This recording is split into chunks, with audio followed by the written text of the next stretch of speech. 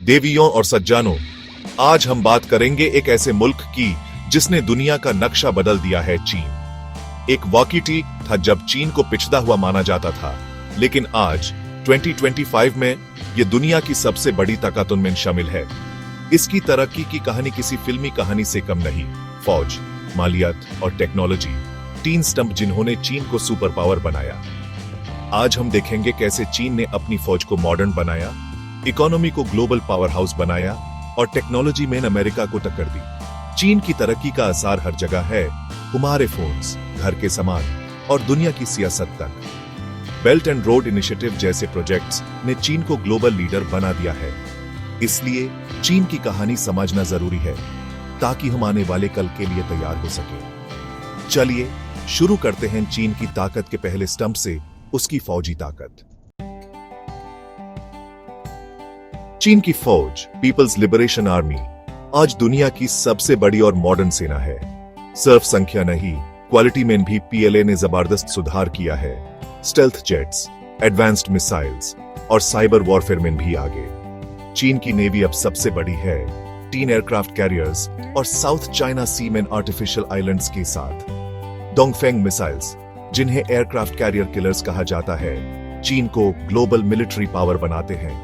Cyber और space warfare में भी चीन ने तेजी से इन्वेस्ट किया है। उनका डिफेंस बजट अमेरिका के बाद सबसे बड़ा है। चीन अपनी फौज को इसलिए मजबूत बना रहा है ताकि दुनिया उसकी बात सुने। अब वो सिर्फ रीजनल नहीं, एक ग्लोबल सुपर पावर है। उनकी मिलिट्री ताकत उनके ग्लोबल इन्फ्लुएंस का सबूत है। चीन हर कोने में अपने इंटरेस्ट्स को प्रोटेक्ट कर सकता है। आगे बढ़ते हैं चीन की माली ताकत की तरफ। चीन की असली ताकत है उसकी इकोनॉमी, दुनिया का कारखाना।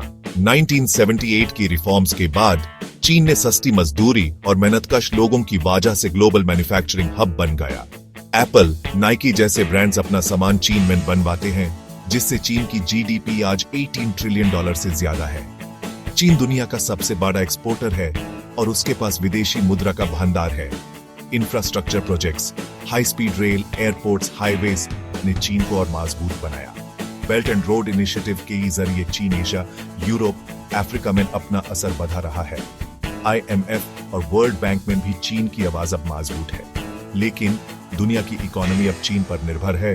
अगर चीन हिलेगा तो पूरी दुनिया पर असर पड़ेगा। अब देखते हैं चीन की टेक्नोलॉजी की ताकत।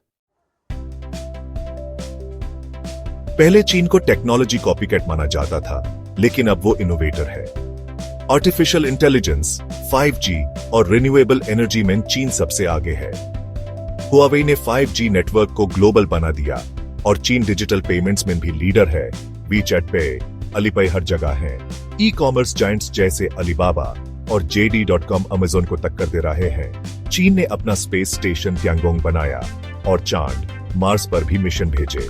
चीन की स्मार्ट सिटीज और डेटा ड्रिवन इकोनॉमी उसकी टेक्नोलॉजी लीडरशिप दिखाती है। अब चीन सिर्फ फॉलोअर नहीं, लीडर है।